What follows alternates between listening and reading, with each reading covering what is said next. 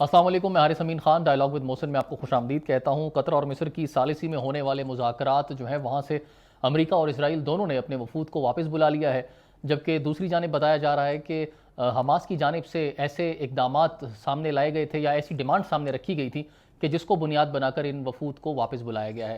ساتھ ہی میں ایک اور خبر یہ ہے کہ فرانس کی جانب سے فلسطین کو تسلیم کرنے کی خبریں آ رہی ہیں کہ وہ تسلیم کرنے کے لیے تیار ہے۔ اس کی بھی تفصیلات آج کے پروگرام میں شیئر کریں گے۔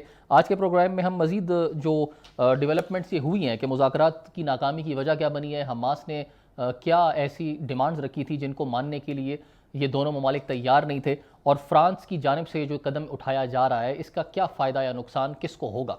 محسن صاحب میرے ساتھ موجود ہیں، السلام علیکم۔ وعلیکم السلام۔ یہ موضوع اپنی اہمیت کے اعتبار سے بہت برننگ ایشو ہے۔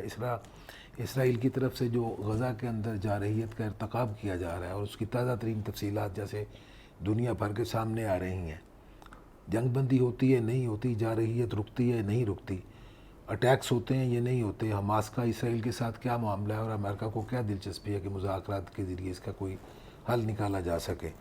یہ تیسرا راؤنڈ ہے جو قطر میں ہو رہا ہے۔ پہلا جنوری میں ہوا، پھر مئی میں ہوا، اور ایک امید چلی آ رہی تھی اس بات کی کہ حماس مذاکرات کیوں ناکام ہوئے سر؟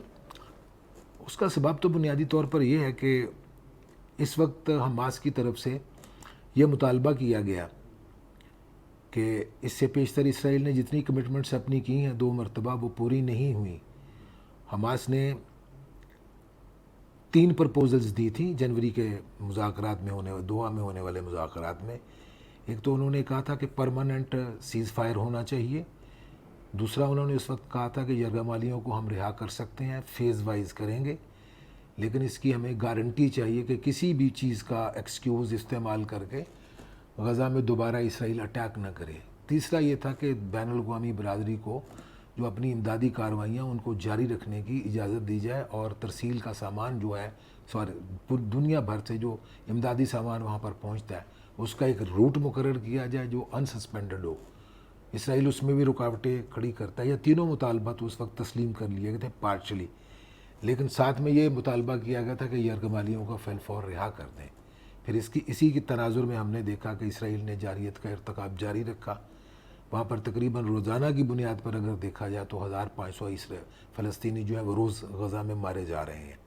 اب تازہ ترین صورتحال جس کا میں نے اپنے جواب کے آغاز میں آپ کی توجہ ادھر دلوائی ہے کہ ایک انسانی المیہ ہے جو اپنی انتہا کو پہنچ رہا ہے، ساری دنیا دیکھ رہی ہے، اور اسرائیلی حملوں کے نتیجے میں جو امداد لینے کے لیے فلسطینی وہاں پر جاتے ہیں ان پر بمباری کی جاتی ہے۔ وہاں پر سیٹلرز نے ایک الگ ایشو اپنا شروع کر دیا، وہ بھی فلسطینیوں کو وہاں پر مار رہے ہیں۔ جو یہودی سیٹلرز ہیں پوری دنیا سے وہاں پر لا کے یہودی بستیاں نئی آباد کی جا رہی ہیں، اور یہ غزہ اور فلسطینی اتھارٹی کے درمیان جو پٹی ہے جس کا حماس مطالبہ کرتا ہے کہ یہاں پر یا تو بین الاقوامی ٹروپس ہونے چاہیے، یہاں سے اسرائیل کو نکل جانا چاہیے۔ یہی وجہ ہے کہ تازہ ترین جو مطالبہ انہوں نے کیا یہ مطالبہ تھا جس کو سسپینڈ کر دیا گیا ہے کہ آپ ڈیمارکیشن کریں اس علاقے کی، واضح طور پر بتائیں کہ اسرائیلی فوجی یہاں پر سے واپس چلے جائیں گے۔ اس کو ایکسکیوز کے طور پر اسرائیلی استعمال کرتے ہیں، شفٹ کرتے رہتے ہیں، اور اٹیکس جو ہیں وہ جاری رہتے ہیں۔ تو مطالبہ تو بنیادی طور پر حماس کا اپنی جگہ پہ درست ہے۔ مطلب یہ کہ جو پہلے 3 مطالبات رکھے گئے تھے ان تینوں میں سے ایک بھی نہیں مانا گیا تھا؟ ایک بھی نہیں مانا گیا، لیکن مجھے لگتا کیونکہ ہے خوراک کی قلت بھی اب تک کی جو اطلاعات ہیں سر 114 لوگ جو ہے بھوک کی وجہ سے مارے جا بھوک چکے ہیں۔ سے اور روز مر رہے ہیں، یہ تعداد میں اضافہ ہو رہا ہے۔ اس لیے حماس کی طرف سے پیش کیے گئے مطالبات کو بنیاد بنا کر مذاکرات کے راؤنڈز جو ہیں ان کو مڈل آف دا ڈسکشن چھوڑ دینا، مطلب مشاورت کے لیے واپس اپنے وفود کو بلوا لینا، یہ حماس پر عدم اعتماد نہیں ہے۔ دراصل حماس نے وہ نقاب جو ہے وہ پلٹ دیا ہے کہ اسرائیل کسی بھی قیمت پر غزہ کے اندر اپنے ہولڈ کو ایک تو ختم نہیں کرنا چاہتا، دوسرا یہ ہے کہ وہ جبراً خالی کروانا چاہتا ہے فلسطینیوں سے اس علاقے کو۔ بنیاد یہ بنا رہے ہیں کہ حماس کو ایک تو یہ ہے کہ ڈس آرم کر دیا جائے، دوسرا اس علاقے سے نکال دیا جائے۔ ان کے سارے مطالبات کے باوجود ایک مطالبہ جو ابھی تک سامنے آیا ہے وہ یہ ہے کہ کوئی بھی قیمت ادا کر کے حماس کو وہ بہلا کے پھسلا کے یرغمالیوں کو وہاں پر رہا کروانا چاہتے ہیں۔ اور یہ بات یاد رکھیے کہ حماس کو اگرچہ بالکل ہی ختم کر دیا گیا ہے، اس کی لیڈرشپ مار دی گئی ہے، لیکن اس کا ڈر ابھی بھی موجود ہے۔ جس کی وجہ سے حماس کو ایک لائیو تھریٹ کے طور پر پروجیکٹ کیا جا رہا ہے، ان پر یقین نہیں کیا جا رہا۔ اس تناظر میں اگر دیکھا جائے تو حماس کے مطالبات کچھ اتنے غیر حقیقی بھی نہیں ہیں، کیونکہ ان کو اعتماد نہیں ہے، اور امریکہ چونکہ اسرائیل کو سپورٹ کرتا ہے، نہ تو اس نے فلسطینی اتھارٹی کو تسلیم کیا ہے، حماس کو ٹیررسٹ آرگنائزیشن قرار دیا گیا ہے۔ یہ وجہ ہے کہ ابھی تک کوئی بھی ایک معاملہ جو ہے ان کے درمیان طے نہیں پا رہا۔ حماس کے پاس صرف ایک ایکسکیوز ہے، بلکہ میں سمجھتا ہوں کہ وہ بارگیننگ چپ ان کے پاس موجود ہے کہ اسرائیلی یرغمالی ان کے پاس ہے۔ آپ کو یاد ہوگا 7 اکتوبر 2023 کو جب اٹیک کیا گیا تھا اسرائیل کے اوپر، تو کچھ کیجولٹیز بھی ہوئی تھی، اور جاتے ہوئے حماس کے لوگ جو تھے وہ یرغمالی بنا کے لے گئے تھے اسرائیلیوں کو۔ تو اصل تکلیف تو ان کو یہ ہے، اور اگر یہ یرغمالی رہا کر دیے جاتے تو حماس اس پوزیشن میں نہیں ہوگی کہ اپنا کوئی بھی مطالبہ، بلکہ میں تو یہ کہوں گا کہ اسرائیل اور امریکہ دونوں جو ہیں وہ حماس کے ساتھ مذاکرات بالکل بھی نہیں کریں گے، کیونکہ ان کی پوزیشن نہیں رہے گی۔ ایسے عالم میں آپ نے دوسرا جو پوائنٹ اٹھایا ہے وہ ہے کہ فرانس نے فلسطینی ریاست کو تسلیم کر لیا ہے۔ اس کی جو لیکن سر اس پر جانے سے پہلے میں یہ جاننا چاہوں گا کہ یہ جو دونوں ممالک ہیں امریکہ اور اسرائیل، انہوں نے اپنے وفود کو کیا ایسا ہوا کہ واپس ہی بلا لیا؟ واپس اس لیے بلایا کہ ان کے پاس وہ مینڈیٹ نہیں ہے کہ یہ 3 تجاویز جو دوبارہ انہوں نے وہی پرانی تجاویز سامنے رکھی ہیں۔ نہیں، انہوں نے کہا کہ ہمیں گارنٹی چاہیے اس بات کی، کیونکہ 2 مرتبہ ہمارے مذاکرات ان کے ذریعے ہوئے ہیں۔ سر امریکہ تو ہمیشہ سے پاکستان اور بھارت کے درمیان بھی اس نے جنگ رکوائی اور بار بار اس کا کریڈٹ لیتا ہے، اس کے علاوہ بھی وہ دنیا میں جو ہے امن پسند ہونے کا، خاص طور پر ان کا جو پریزیڈنٹ ہے ڈونلڈ ٹرمپ، یہاں پر وہ کیوں اس بات کی گارنٹی نہیں لے سکتے یا یہ جنگ بندی نہیں کروا یہ سکتے؟ بہت کروشل سوال ہے۔ امریکن پوائنٹ آف ویو سے دیکھا جائے تو غزہ، وہ فلسطینی اتھارٹی کو بھی ایک ریاست کے طور پر تسلیم نہیں کرتا امریکہ۔ اس کا مطلب یہ کہ اسرائیل کے مقابلے پہ وہ حماس کو بھی اور فلسطینی اتھارٹی کو بھی ملیٹنٹ آرگنائزیشنز ہی سمجھتا ہے، ریاست نہیں سمجھتا۔ 2 ریاستوں کے درمیان آپ کو یاد ہے کہ میں ایک سے زیادہ مرتبہ یہ بات کہہ چکا ہوں کہ یہ جنگ بندی نہیں ہے، کیونکہ جنگ 2 ملکوں کے درمیان ہوتی ہے، 2 گروہوں کے درمیان ہوتی ہے۔ ایک طرف ایک ریاست ہے جو جارحیت کا مسلسل ارتکاب کر رہی ہے، دوسرا اس کو سپر پاور امریکہ کی سپورٹ مسلسل حاصل ہے۔ ان کے مقابلے پر جو فلسطینی لوگ ہیں، ایک تو وہ نہتے ہیں، ان کی ریاست کو بھی تسلیم نہیں کیا جاتا، ریاست کے حق کو بھی تسلیم نہیں کیا جاتا، اور حماس جو بنیادی طور پر مزاحمتی گروپ تھا، جسے بعد میں ٹیررسٹ گروپ قرار دیا گیا، اس کی بھی حیثیت کو تسلیم نہیں کیا جاتا۔ اس وجہ سے امریکہ کو اس بات سے دلچسپی نہیں ہے کہ جیسے انڈیا اور پاکستان کی جنگ بندی کروا دی گئی، اسرائیل اور ایران کی کروا دی گئی، اب کمبوڈیا اور تھائی لینڈ میں دوبارہ جنگ شروع ہو گئی ہے، کیجولٹیز رپورٹ ہو رہی ہیں۔ کچھ دنوں کے بعد آپ دیکھیں گے کہ ٹرمپ اس کا بھی کریڈٹ لینے کی کوشش کریں گے کہ ہم نے وہ جنگ بھی بند کروا دی، اور روس اور یوکرائن کے درمیان تنازع ہے تو اس کا بھی وہ کریڈٹ لینے کی کوشش کرتے ہیں کہ جنگ کسی طرح سے بند ہو جائے۔ تو چونکہ یہ ایک پیرل پوزیشن نہیں ہے، نہ فلسطین کی، نہ حماس کی، نہ غزہ کی، جس وجہ سے امریکہ کو اس بات سے کوئی دلچسپی نہیں ہے۔ وہ یونیلیٹرلی یعنی یک طرفہ طور پر اسرائیل کو سپورٹ بھی کر رہا ہے اور اسرائیل کے مطالبات کو بھی سپورٹ کر رہا ہے۔ اس تناظر میں میں نے یہ بات شروع کی تھی کہ فرانس کا فلسطینی ریاست کو تسلیم کرنے کا جو اس وقت کا فیصلہ ہے، اس کی سمبولک اہمیت بہت زیادہ ہے۔ پریکٹیکلی ہو سکتا ہے کہ اسرائیل جو ہے وہ غزہ کے اندر اپنی جارحیت کا ارتکاب بند نہ کرے یا حملے بند نہ کرے، لیکن اس کی سمبولک حیثیت بہت زیادہ ہے۔ اس کی وجہ یہ ہے کہ ایک تو فرانس نیٹو کا بہت امپورٹنٹ الائی ہے، ممبر ہے اس کا، اور دوسری بات یہ ہے کہ فرانس کے اور امریکہ کے 2 طرفہ تعلقات ڈیفنس کے حوالے سے ہیں، تجارتی تعلقات بھی ہیں، اور تیسری جو وجہ ہے وہ یہ ہے کہ فرانس کے مڈل ایسٹ کے بارے میں ایک الگ پوزیشن لینے کے حوالے سے یورپی دنیا میں اور امریکہ کے اندر بھی اس کے کچھ ایسے نئے ٹرینڈ سیٹ ہوں گے۔ ہو سکتا ہے فرانس کے بعد دیگر جو نیٹو کے ممالک ہیں یا یورپ کے ممالک ہیں وہ بھی اسرائیل کے حوالے سے اپنے تعلقات کو ریویو کرنا شروع کر دیں۔ وہ ٹرینڈز کیا ہو سکتے ہیں، اس کا جواب آپ سے واپس آ کے لوں گا، کیونکہ ایک طرف جو ہے عرب ممالک ہیں، جیسے سعودی عرب ہے، ان کے بارے میں کہا جاتا ہے کہ شاید وہ اسرائیل کو تسلیم کرنے جا رہے ہیں، جبکہ فرانس کی جانب سے خبر آتی ہے کہ ہم لوگ فلسطین کو تسلیم کرنے جا رہے ہیں۔ ایگزیکٹلی۔ ایک بریک سے واپس آ کر سر بات کریں گے، خواتین و حضرات ہمارے ساتھ رہیں۔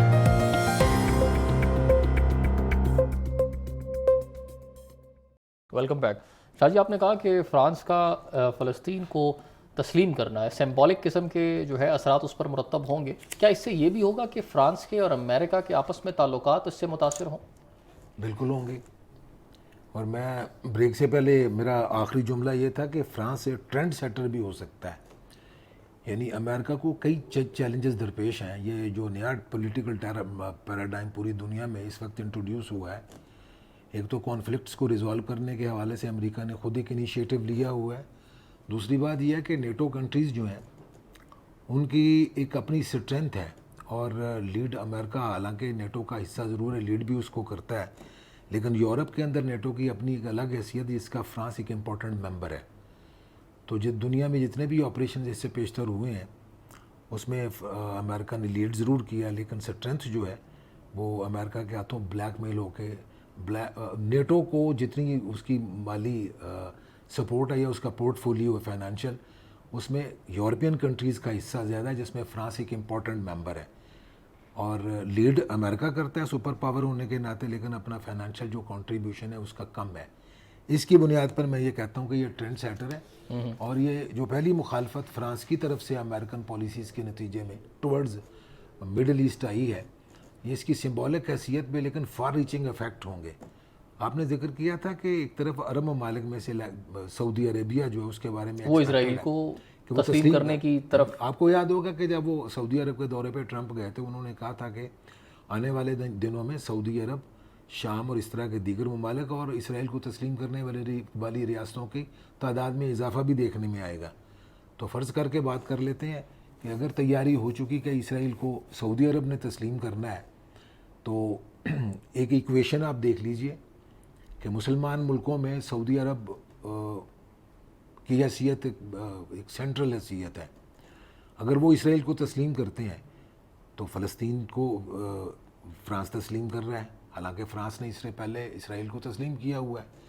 اور فرانس کی کچھ ایسی چیزیں بھی ہیں جو مسلمان دنیا میں پسندیدگی کی نگاہ سے نہیں دیکھی جاتی، لیکن فرانس میرا خیال ہے کہ شاید لیڈ کرے گا یورپ میں ایک ایسے ملک کے طور پر جس کی اسرائیل کے حوالے سے اور امریکہ کے حوالے سے غزہ میں ہونے والی جارحیت کے ارتکاب میں ایک اپوزیشن سامنے آئے گی. اس فیصلے کے بعد جو فرانس کی جانب سے لیا گیا ہے، آپ کو کیا لگتا ہے کہ مشرق وسطیٰ میں کوئی نیا اتحاد قائم ہوگا یا کچھ مزید لوگ یا ممالک تقسیم ہوں گے؟ یہ اوور سٹیٹمنٹ ہو سکتی. یورپ تقسیم ضرور ہوگا، مسلمان ملکوں میں شاید یہ تقسیم، مطلب اس کے اثرات مشرق وسطیٰ پر نہیں آئیں گے اس طرح؟ نہیں، میں نے کہا کہ مشرق وسطیٰ کی جو انٹرنل پولیٹکس ہے وہ اس وقت تو ہم اس کا احاطہ نہیں کر رہے، لیکن آنے والے دنوں میں غزہ کے حوالے سے جو تبدیلیاں آ سکتی ہیں، غزہ میں جارحیت کے ارتکاب اور اسرائیل کی مخالفت کے اعتبار سے مزید کچھ آوازیں بھی فرانس میں شامل ہو سکتی ہیں. آپ نے ذکر کیا تھا کہ امریکہ کے تعلقات اور فرانس کے تعلقات کے انٹرنل جو ڈائنامکس ہیں اس میں کچھ تبدیلی آ سکتی، ڈیفینیٹلی آئے گی. پہلی بات تو میں کہوں گا کہ یہ ساری دنیا نے فرانس کے اس فیصلے کے بعد ٹرمپ کی طرف سے ریجیکشن کا ایک تو سٹیٹمنٹ سامنے آ کے مجھے مایوس کیا فرانس نے. دوسرا، امریکی اسٹیٹ سیکریٹری نے مارکو روبیو نے اس کی سٹیٹمنٹ میرے سامنے ہے. U S rejection, secretary of state Marco Rubio swiftly rejected France plan calling it reckless. ایک تو یہ انہوں نے کہا کرٹیسزم آف فرانس، اس میں امریکہ جو ہے اس وقت وہ اضافہ ہو رہا ہے اس میں. دوسرا، اس کا امپیکٹ ہے پیس ایفرٹس کو. امریکن نقطہ نظر سے جو قطر میں ہونے والے مذاکرات تو اس کے نتیجے میں امریکن پوائنٹ آف ویو سے اور اسرائیلی پوائنٹ آف ویو سے جنگ بندی، جیسے وہ جنگ بندی قرار دے رہے ہیں کہ کچھ پیش رفت تو ہو رہی تھی، لیکن یہ سپلٹ آ جائے گی. وہ سمجھتے ہیں کہ فرانس نے جو سٹینس لیا ہے اس کے نتیجے میں ان مذاکرات کو کوئی دھچکا لگے گا. اب اس کے علاوہ ایک اور چیز ہے جو ہم آنے والے دنوں میں مزید بھی دیکھ سکتے ہیں. یونائٹڈ نیشنز کے جتنے مطالبات اب تک ہوئے ہیں کہ فلسطین میں اور غزہ میں خاص طور پر پرٹیکولرلی اسرائیل کی جارحیت جو ہے ختم ہونی چاہیے، وہاں پر انسانی علمیہ مطلب ایک سے زیادہ مرتبہ قرارداد وہاں پر، ان کو ویٹو کون کرتا ہے؟ یا تو امریکہ کرتا ہے یا پھر یہ کہ امریکہ کے اتحادی کرتے ہیں. لیکن امپورٹنٹ چیز یہ ہے کہ اس وقت جو ڈائیورجنس ہمیں نظر آ رہی ہے وہ کسی اور اعتبار سے نظر آ رہی ہے. ایک پولیٹیکل حوالہ، ایک ڈپلومیٹک حوالہ ہے. میں نے کہا کہ آنے والے دنوں میں آپ کو کچھ اس طرح کی آوازیں اور بھی نظر آئیں گی جو پیلسٹینین کاز کو اور غزہ میں ظلم جو جاری ہے اس کو ختم کرنے کے حوالے سے یونائٹڈ نیشنز کے کردار کو مزید سینٹرل بھی بنائے گی اس میں، اور یہ کچھ آوازیں مزید بھی شامل ہو سکتی ہیں. میں ایک امید کا اظہار کر رہا ہوں. اس وقت پوری دنیا میں آپ کو یاد ہوگا کہ ان ممالک کی تعداد میں اضافہ ہو رہا ہے جو اس عمل کو، اسرائیلی عمل کو، ایک تو ناپسند کر رہے ہیں. دوسرا یہ ہے کہ اس وقت بین الاقوامی برادری کی ایک بنیادی ذمہ داری بنتی تھی کہ کسی نہ کسی اعتبار سے اگر یونائٹڈ نیشنز ہی کوئی عمل دخل اس کا ہے کہ میڈل ایسٹ میں پیس لے آئے یا فلسطین کے اندر پیس لے آئے، تو 2 اسٹیٹ جو تھیوری پیش کی گئی جس میں اسرائیل جو ہے وہ ایک ریاست کے طور پر اگر وجود رکھتا ہے تو فلسطینی اتھارٹی کا بھی وجود ہونا چاہیے. فلسطین کو ایک آزاد ریاست کے طور پر وجود ہونا بھی چاہیے اور اس کو تسلیم بھی کیا جانا چاہیے. یعنی 147-48 ممالک ہیں یونائٹڈ نیشنز کے جو ممبر ہیں، انہوں نے فلسطینی اتھارٹی کو تسلیم کیا. نہیں کیا تو اسرائیل نے نہیں کیا تو امریکہ نے نہیں کیا. تو اس اعتبار سے جو سپلٹ آئے گی نا بین الاقوامی برادری میں وہ خوش آئند ہے. اس کے نتیجے میں نے کہا کہ اس کی سمبولک اہمیت بہت زیادہ پریکٹیکل. لیکن سر یہ جو مذاکرات ابھی ختم ہو گئے، ان کو کہا جا سکتا ہے کہ مذاکرات ناکام ہو چکے ہیں یا نہیں؟ میں نہیں سمجھتا. میرا خیال ہے کہ جب تک یرغمالی موجود ہے نا حماس کے پاس ہے، اس وقت تک یہ مذاکرات کا ڈھونگ اسی طرح سے رچایا جائے گا. ان کی الٹیمیٹ کوشش یہ ہے کہ اسرائیلی یرغمالی جو ان کو رہا کیا جائے. تو ان میں سے کچھ امریکنز بھی ہیں. تو حماس نے یہ یقین تو دلایا ہے کہ ہم مرحلہ وار ان کو آزاد کر دیں گے، لیکن آپ ہمارے یار ان کے مطالبات بہت جائز ہیں. سمپل سی بات ہے کہ اگر آپ اسرائیل کے اوپر اٹیک کیے جا رہے ہیں ان کو بند ہونا چاہیے. آپ نے 2 مرتبہ وائلیشن ماضی میں بھی ہوتے ہوئے دیکھی ہے. تو وہ اسرائیل کو کون سی ایسی چیز ہے، یعنی امریکہ، میں اس کی نیت پہ شک نہیں کرتا، پالیسیز پہ ضرور اعتراض کرتا ہوں. ہو سکتا ہے وہ بھی چاہتے ہوں کہ غزہ میں جو کچھ ہو رہا ہے یہ بند ہو جائے، لیکن اسرائیل نہیں کرنا چاہتا، اس کے اپنے ڈیزائنز ہیں. تو کوئی تو ہو لو یا سامنے آ کے کم از کم ان کا اگر ہاتھ نہیں روک سکتا تو کم از کم اس ظلم پر اپنی آواز بلند کرے. حماس کے مطالبات اس کے علاوہ اور کیا ہیں؟ ایک تو یہ ہے کہ پرماننٹ اس کا کوئی سلیوشن نکالا جائے. دوسرا یہ کہ اسرائیلی اس علاقے سے واپس چلے جائیں. اور تیسرا بنیادی طور پر جو مطالبہ اس وقت کا ہے کہ وہاں پر امدادی کارروائیاں جاری ہونے کی اجازت ہونی چاہیے، اور اسرائیلیوں کا جو اٹیک ہے فلسطینیوں پر وہ بند ہونا چاہیے. امداد کے لیے جانے والے لوگوں کو بھی مارا جا رہا ہے. ہاسپٹل وہاں پر کوئی موجود نہیں ہے. تفصیلات ایک سے زیادہ مرتبہ ہم اپنے انہی پروگرامز میں شیئر کر چکے ہیں کہ وہاں پر انسانی المیہ جنم لے چکا ہے، مزید ایگریویٹ ہو رہا ہے. اس کو روکنے کی اس وقت جو کوششیں ہیں ان میں سمجھتا ہوں کہ حماس یہ بالکل جائز مطالبہ ہے کہ ہمیں ایک تو پرماننٹ اس کی گارنٹی چاہیے کہ دوبارہ یہ کام نہیں ہوگا، وائلیشن ان مذاکرات کے بعد سیز فائر کی نہیں ہوگی، اور وہ علاقہ ڈیمارک کیا جائے کہ جس علاقے میں ان کے اسرائیلی اس وقت فوجی موجود ہیں ان کو یہاں سے نکالا جائے. یہ نہیں کہ یہاں سے نکل کے کسی اور جگہ پہ جا کے یہ اپنے اٹیکس کے لیے اپنے مستقر کو چینج کر لیں. اس طرح کے مطالبات کے نتیجے میں سمجھتا ہوں کہ اگر سیز فائر ہو جاتا ہے تو حماس کی پوزیشن جو ہے وہ ایک بارگیننگ کی پوزیشن اسی وقت رہے گی جب تک ان کے پاس ان کے یرغمالی موجود ہے. رائٹ. ادروائز ان کی کوئی اہمیت نہیں ہے. Thank you very much Shah ji. Programme کا جو وقت ہے وہ ختم ہو گیا ہے. خواتین و حضرات، آج کے پروگرام کے بارے میں کامنٹ سیکشن میں اپنی رائے ضرور دیں. اپنا خیال رکھیں. مجھے اور میری ٹیم کو اجازت دیجیے. اللہ حافظ.